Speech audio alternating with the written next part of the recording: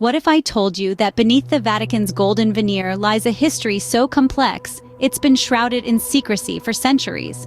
Welcome to the Vatican City, the smallest independent state in the world, spanning just over 100 acres. But don't let its size fool you. This city-state encased within Rome is home to the Holy See, the central governing body of the Catholic Church. Its influence is far-reaching, impacting over 1 billion people worldwide. The Vatican's roots stretch back to the early 4th century, a time when Christianity was emerging from the shadows of persecution. The Emperor Constantine, in a radical departure from his predecessors, not only legalized Christianity but also bestowed upon it the imperial favor. It was during his reign that the first St. Peter's Basilica was built, right atop the tomb of St. Peter, one of Christ's apostles. This marked the beginning of the Vatican as a place of Christian pilgrimage. Fast forward a few centuries, and the Vatican was no longer just a pilgrimage site. It had evolved into a potentate, a sovereign entity with its own rules and regulations. The Pope, the Bishop of Rome, was now the supreme pontiff, wielding vast religious and political power. The Vatican's influence seeped into every corner of the Christian world, from mundane matters of daily life to the grand schemes of kings and emperors. But as the Vatican's power grew, so did its complexities. The Holy See found itself at the center of controversies and conspiracies, some of its own making, others thrust upon it. The papacy, once a spiritual office, was now a prize to be seized, often by means less divine and more earthly. The Vatican's rise to power was not a smooth journey.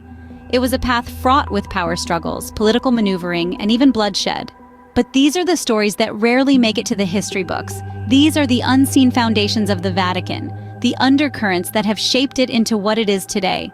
Just as every coin has two sides, the Vatican too has its other side, a side obscured from the public eye. And it's time we took a closer look. As we delve deeper into the annals of history, we uncover a period marked by scandal and corruption. A time when the sacred halls of the Vatican echoed with whispers of deceit and treachery, etching a dark chapter into the chronicles of the Holy See. This was the 10th century, an era infamously known as the period of pornocracy. During this time, the papal office, a position of divine authority and immense reverence, was allegedly reduced to a pawn in the hands of powerful Roman families. They manipulated the papacy, turning this beacon of faith into a tool for their personal vendettas and political ambitions. Among the players in this high-stakes game of power were the infamous Theophylacti family. Their influence was so pervasive that they were able to place their own on the papal throne, sparking a chain of controversies that would taint the Holy See's reputation. But it wasn't just about control. The papacy was marred by moral decay, with tales of licentiousness and debauchery casting a long, dark shadow over the Vatican. The power struggles were fierce, often bloody. Popes were not just spiritual leaders, but also political figures, and their ascension to the throne was rarely peaceful. Assassinations, exiles, and even battles were not uncommon.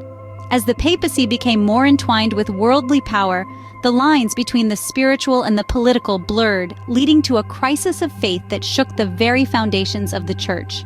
These were the dark ages of the Vatican, a time when the sacred was profaned and the divine was manipulated for mortal gains. Yet, as we turn the pages of history, we find that these shadows of the past do not fade away. They linger, casting their gloom over the centuries that followed. But the Vatican's tale of intrigue doesn't end here. It only gets darker. In the pages of Vatican's history, one finds events so bizarre they seem to belong to the realm of fiction. As we delve deeper into the annals of the Vatican, we uncover incidents that are so strange, they border on the absurd.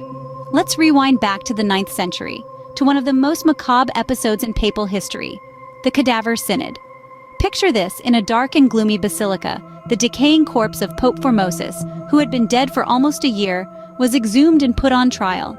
Yes, you heard that right. A dead pope was posthumously tried for his alleged crimes. His successor, Pope Stephen VI, presided over this ghastly spectacle, where Formosus's rotting corpse was dressed in papal vestments and propped up on a throne. A deacon was appointed to answer for the deceased. The verdict? Guilty, of course. The punishment? His papacy was declared null, his blessings invalidated, and 3 fingers of his right hand, used for blessings, were cut off. His body was then thrown into the Tiber River. Fast forward to the 15th century, we encounter another intriguing chapter in the Vatican chronicles, the infamous Borgia family. Pope Alexander VI, born Rodrigo Borgia, was a man known for his cunning and ambition. His family's obsession with poisons is particularly notorious. The Borgias, it is said, perfected the art of poison making, using it to eliminate rivals and consolidate their power.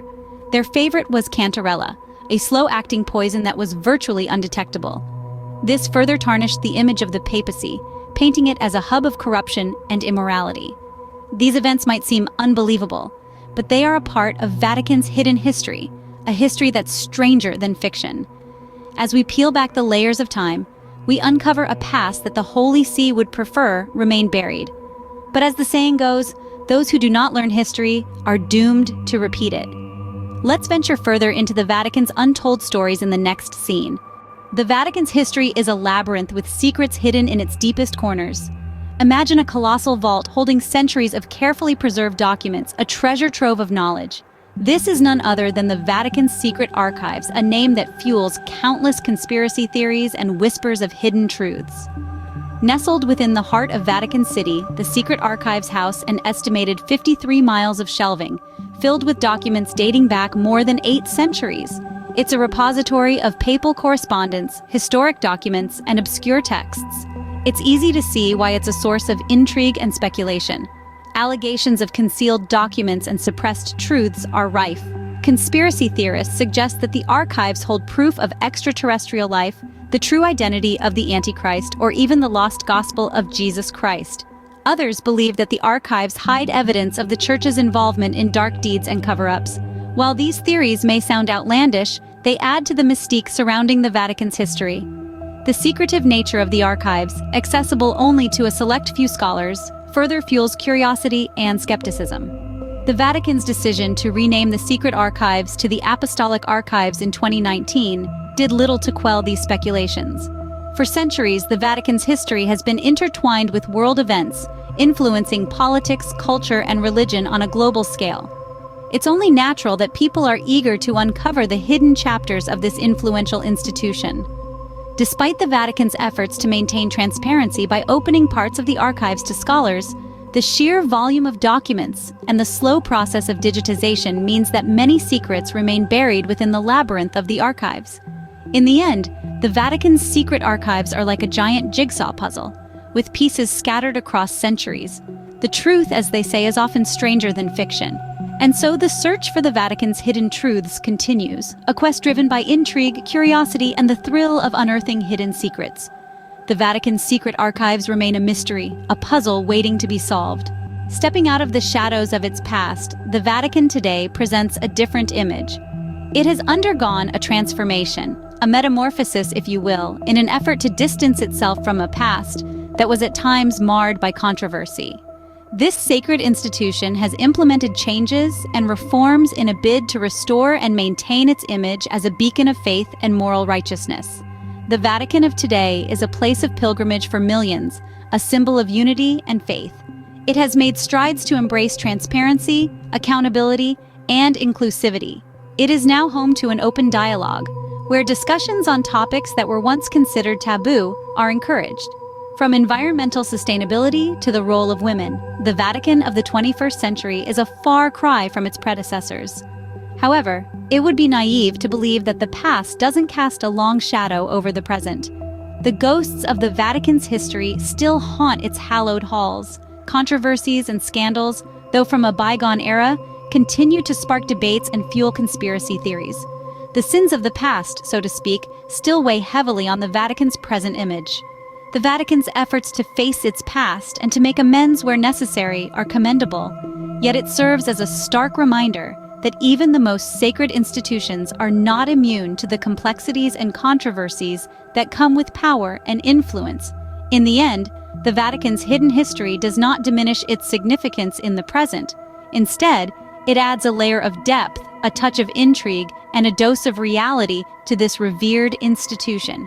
The Vatican's past is a testament to its resilience, its ability to evolve, and its unwavering commitment to its faith and followers. The Vatican's hidden history serves as a reminder that even the most sacred institutions can have a complex and controversial past.